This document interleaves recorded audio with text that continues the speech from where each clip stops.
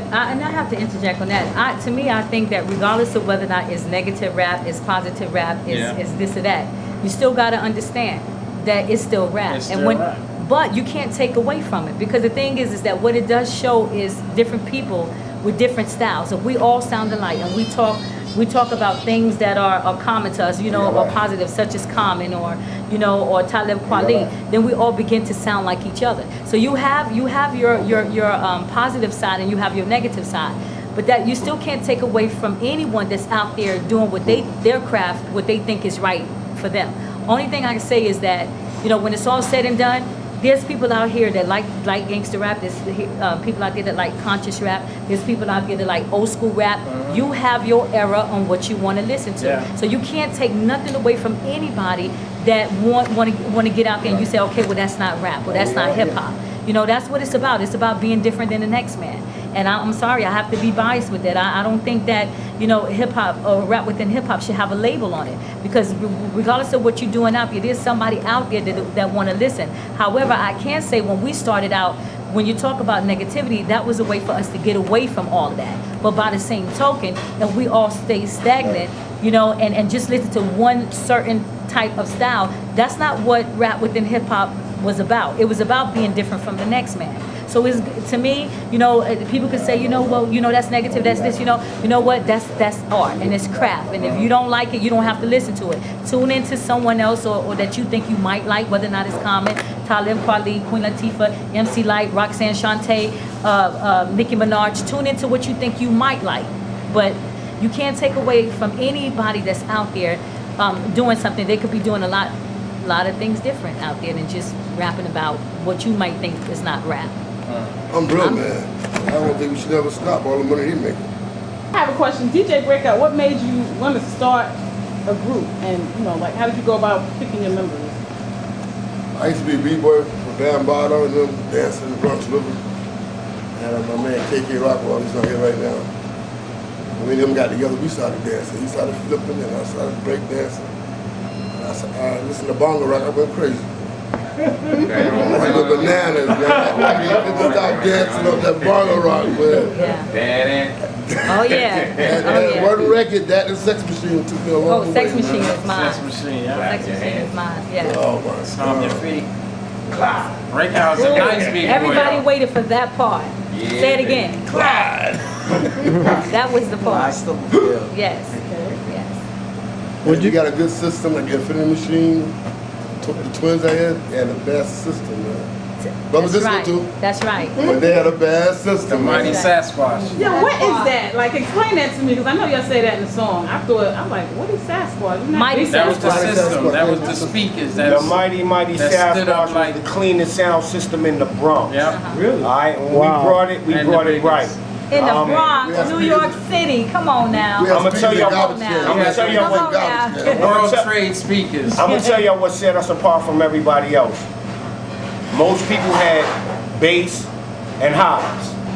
We had bass, Hobbs, and mid-range. Yeah. Yeah. And because we had mid-range, we was clean like the radio. So when you heard us, you could hear us 10 blocks away. Blocks and Exactly. blocks You know what I away. mean? And it was clean and clear. So when DMC's had said about Shyrock and the echo chamber, she's echoing 10 blocks away. And that's drawing people to the park. And that's how we did it. I can still hear them. What was the park in the Bronx that used to? 63. Lot- Well, there's different parks in the Bronx. I mean, 63 was the stomping ground. 23. 23, 63. Valley Park.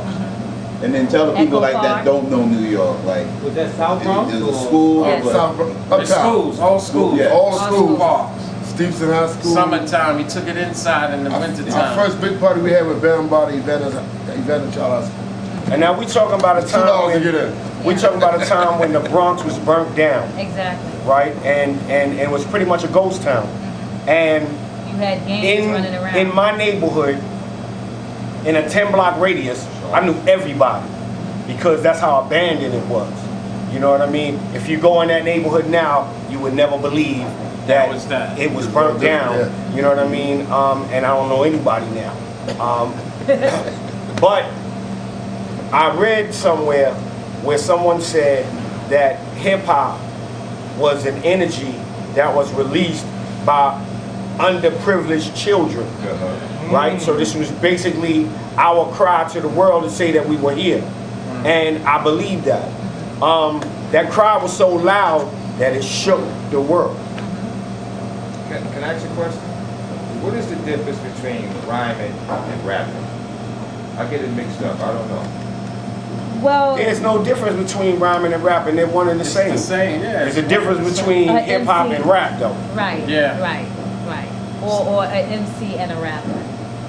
That's and everybody asks that same question. You know, MC was you was the mic checker, you was the microphone checker, you was the master of ceremony.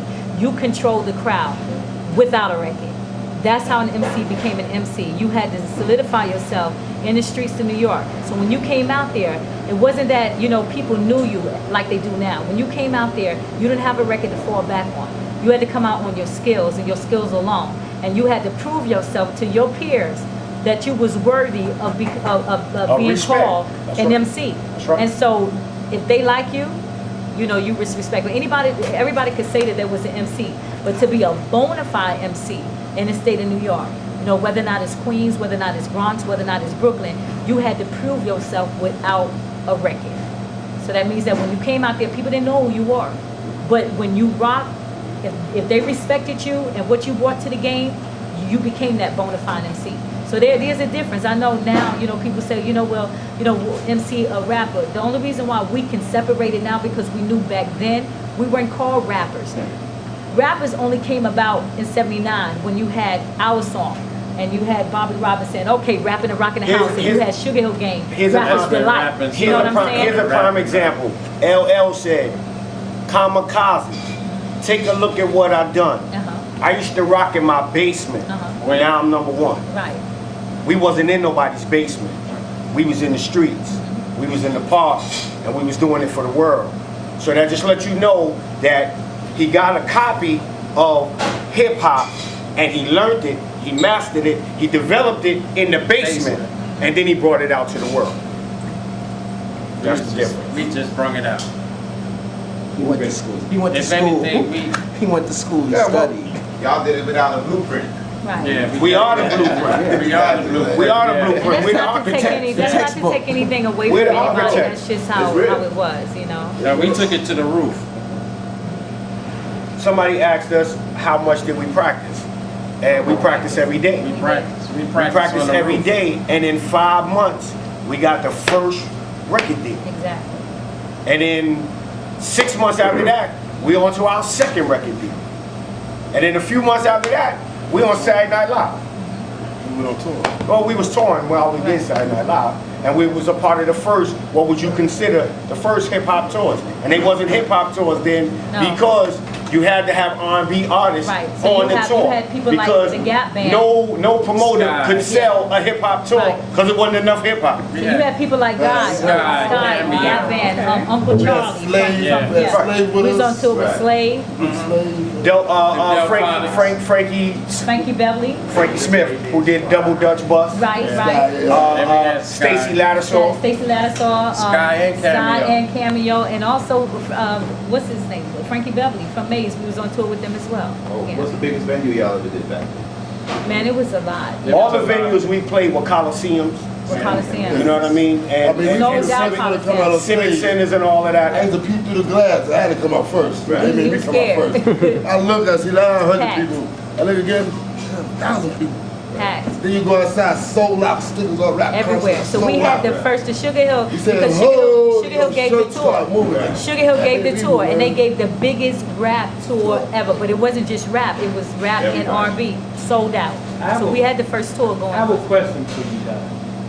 DJ Now, Devon. being that the Bronx is not really giving y'all the love that y'all really deserve, do you think it's because y'all went from here and y'all overpassed a lot of stuff and it could have been a lot of jealousy because of the fame that y'all got in a short period of time? They feel that you didn't put in the work?